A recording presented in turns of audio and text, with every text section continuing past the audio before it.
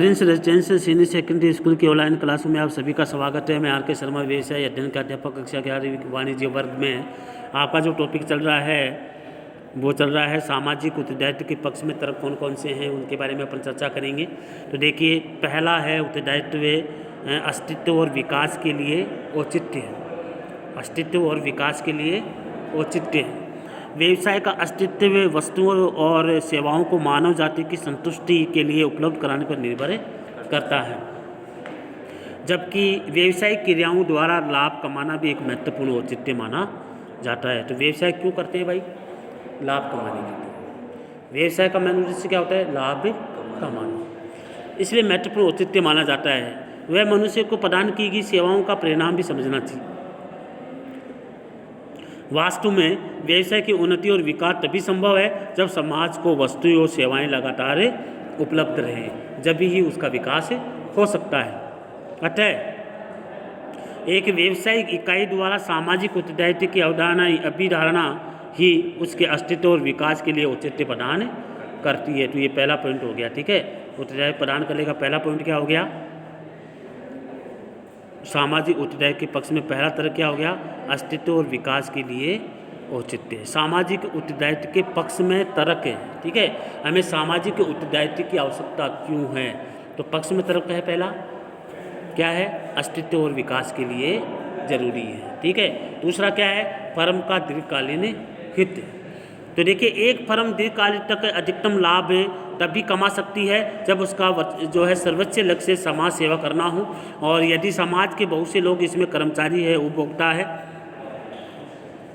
अंशधारी है, सरकारी अधिकरण है आदि, ठीक है, इसमें शामिल हैं। इसलिए अंशधारी है या सरकारी अधिकारीगण हैं आदि सम्मिलित हैं। यदि उन्हें इसके विश्वास हो जाता है कि अमुक व्यवसाय समाज के हित में ऐसा कुछ नहीं कर रहा है तो उसे करना चाहिए, तो वह उस व्यवसाय से अपने सहयोग के साथ ही वापस खींच लेते हैं, और सामाजिक उत्तरदायित्व की पूर्ति करना उस संस्था के अपने हित में है।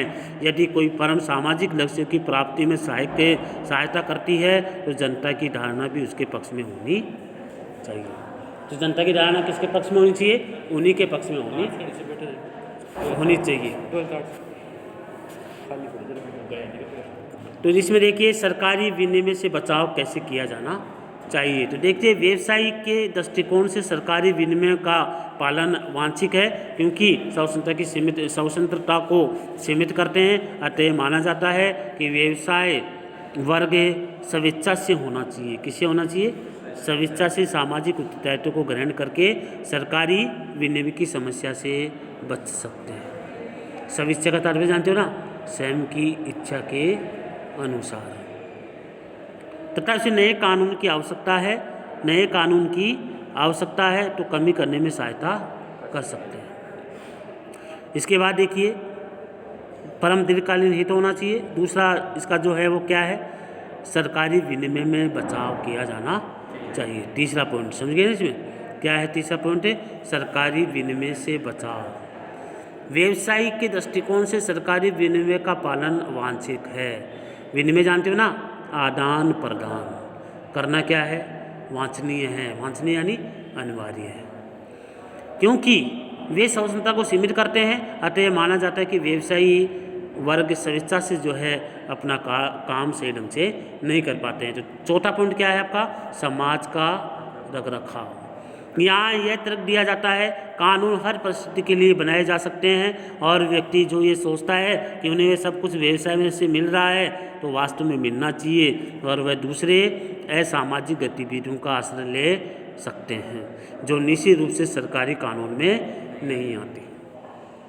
इससे व्यवसाय के हितों को ठेस लग सकती है। अगर आप व्यवसाय कर रहे हैं, गैर सरकारी संस्थाओं से अगर लाभ लेने की कोशिश करेंगे तो आप कानून के दायरे में नहीं आएंगे। वो क्या हो गया? वो आपका अलग हो गया, पर्सनल मैटर हो गया आपका। कानून के दायरे में अगर रहकर के कार्य करोगे तो क्या होगा? आप असामाजिक कार्य नहीं कर सकते। और कानून के दायरे से बाहर रहकर कार्य करोगे तो वो क्या कहलाएगा? असामाजिक कार्य कहलाएगा, ठीक है।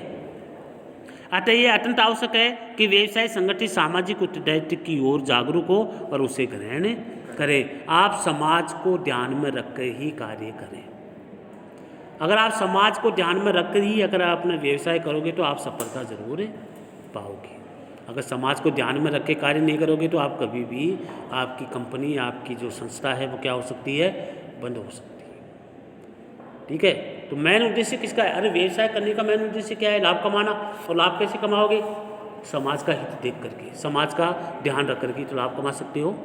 तो इसमें चौथा पॉइंट, अगला पॉइंट है व्यवसाय में संसाधनों की उपलब्धता। देखिए यह तर्क सार्थक है कि व्यवसाय संस्थाओं के बहुमूल्य वित्तीय और मानवीय संसाधन होते हैं जिसका प्रयोग किया जा सकता है।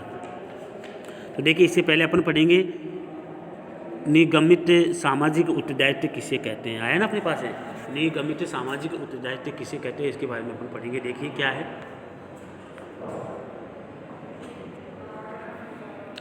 निगमित उत्तरदायित्व का अभिप्राय है कंपनी की भूमिका से माना जाता है। किसकी भूमिका से माना जाता है? कंपनी की भूमिका से माना जाता है। और जो निरंतर विकास की कार्यसूची और आर्थिक प्रगति और सामाजिक प्रगति और पर्यावरण संरक्षण की संतुलित धारणा को अपरिहार्य बनाकर निभा सकती है। इसलिए जो है निगमित सामाजिक उत्तरदायित्व की कोई सार्वभौमिक स्वीकृति परिभाषा नहीं है। वर्तमान में अस्तित्व के प्रत्येक परिभाषा और व्यवसाय के समाज पर प्रभाव या उसके समाज की अपेक्षाओं का आधार बताती है। तो कौन कौन सी बताती है? नंबर 1, निगमित सामाजिक उत्तरदायित्व को यूरोपीय संघ ने इस प्रकार परिभाषित किया है, समाज पर उसके प्रभाव हेतु उपक्रमों को उत्तरदायित्व ही निगमित उत्तरदायित्व कहलाता है।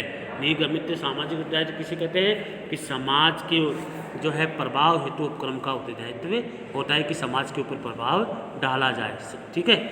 दूसरा है निरंतर विकास हेतु विश्व व्यापार परिषद में निगमित सामाजिक उत्तरदायित्व को इस प्रकार से परिभाषित किया गया है कि व्यवसाय द्वारा कर्मचारी तथा उसके परिवार और समाज के जीवन स्तर को सुधारने के साथ साथ आर्थिक विकास हेतु नियंत्रण क्या करने चाहिए?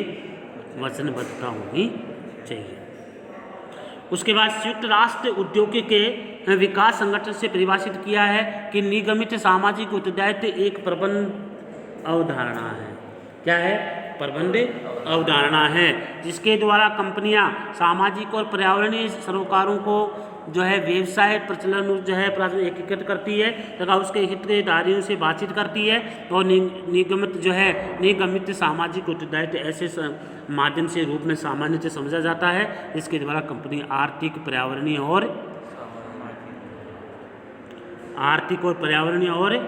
सामाजिक आवश्यकताओं के बीच में संतुलन स्थापित कर सके तथा साथ ही अंशधारकों और हितधारकों की अपेक्षाओं का पता लगाती है। इस संदर्भ में यह महत्वपूर्ण है कि निगमित सामाजिक उत्तरदायित्व को कूटनीतिक व्यवसाय प्रबंध अवधारणा हो सकती है तथा दान प्रयोजन एवं परोपकार के बीच में अंतर स्पष्ट हो। यद्यपि बाद में बताई गई सभी क्रियाएं गरीबी जो है घटाने में महत्वपूर्ण योगदान करती है।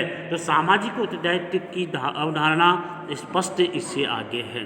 तो देखिए क्या है, भारत में निगमित सामाजिक उत्तरदायित्व की अवधारणा कंपनी अधिनियम 2013 के व्याख्यान से 135 द्वारा शासित है जिसमें संसद के दोनों सदनों द्वारा पारित किया गया है।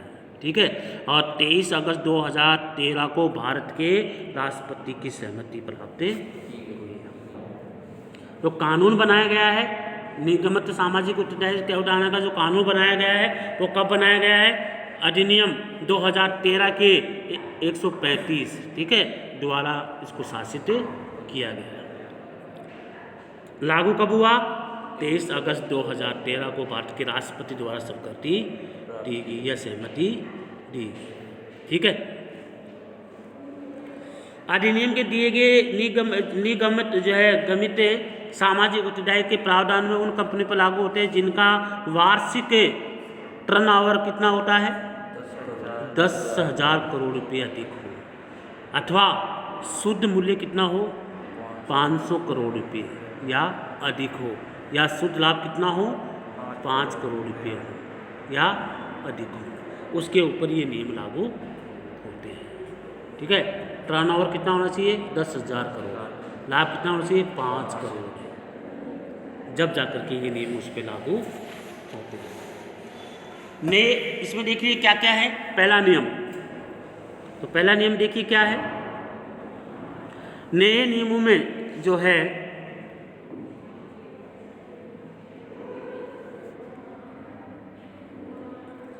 नए नियमों में है वो क्या है वो देखिए।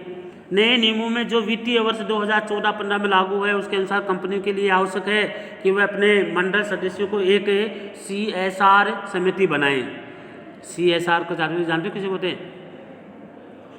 निगमित सामाजिक उत्तरदायित्व, उसकी फुल फॉर्म है, ये शॉर्टकट हो गया है ना, ठीक है, CSR, जिसमें न्यूनतम एक स्वतंत्र निदेशक हो।